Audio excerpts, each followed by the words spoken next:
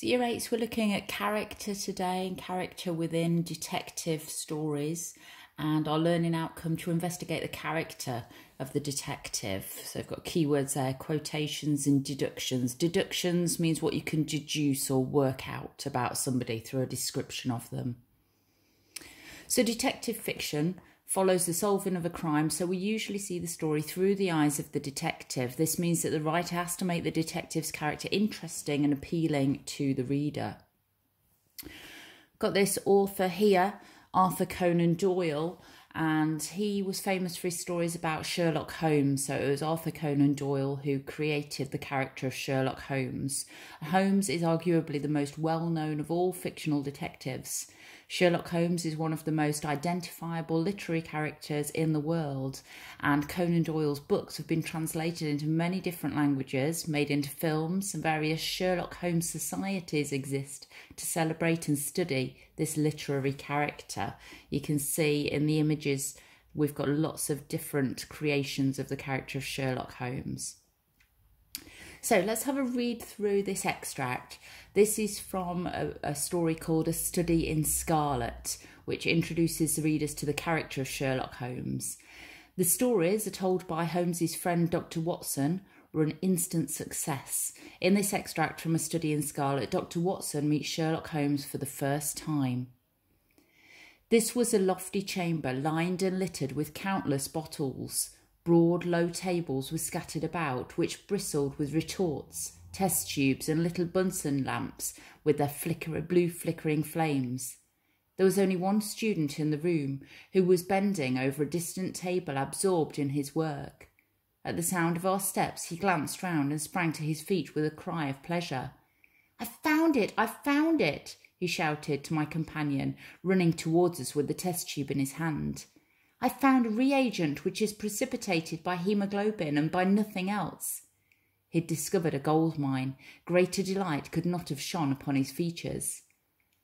"Dr. Watson, Mr. Sherlock Holmes," said Stamford, introducing us. "How are you?" he said cordially, gripping my hand with a strength for which I hardly gave him credit. "You've been in Afghanistan, I perceive."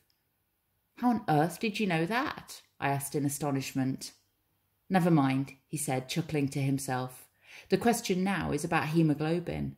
No doubt you see the significance of this discovery of mine."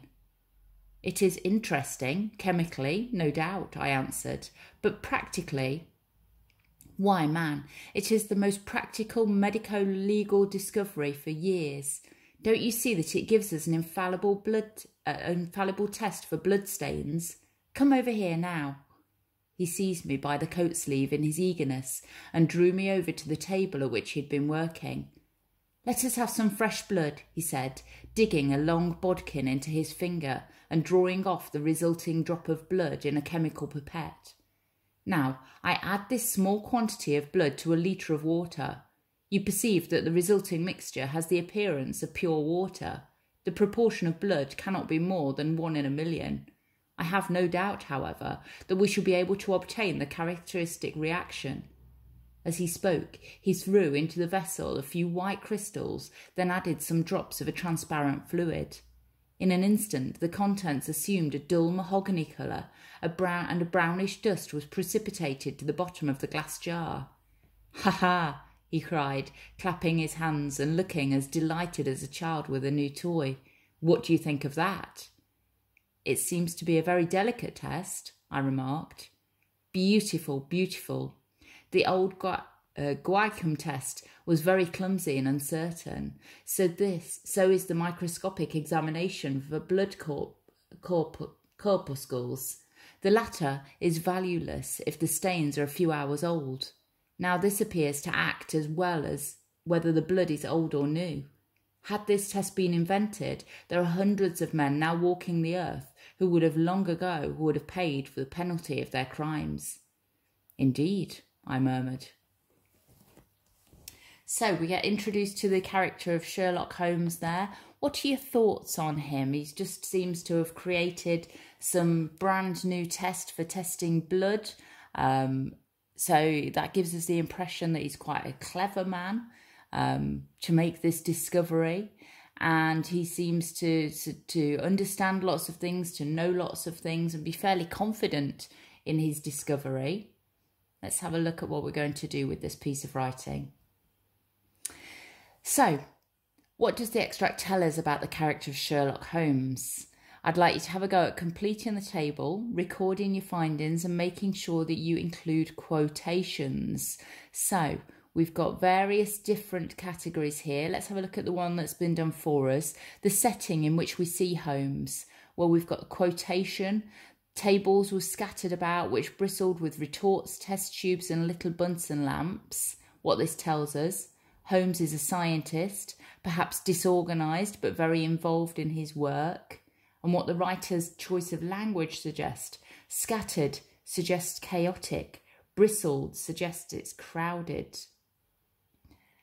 So the other things that we need to find quotations for and then explain what it tells us and the language choices: things that Holmes does, things that he says, the language that he uses, his attitude to his experiments, and his attitude to criminals, okay? So what you need to do is go back to that piece of writing once you've drawn out this table, and you're looking for quotations that show us each of those 5 things. Then try to explain in the 3rd column what it tells us about Sherlock Holmes, and then pick out a word or a phrase and try to explain what the choice of language suggests. Then if we just look at the pink box, once you've completed the table, answer the following questions. What does the extract not tell us about Sherlock Holmes? And based on your investigation of the text, think of 5 words or phrases to describe Sherlock Holmes. Okay, so quite a bit of work to do there. Try to get really good quotations and then explain in detail, not just a 1-word answer, what it tells us and what the writer's choice of language suggests. Okay, off you go.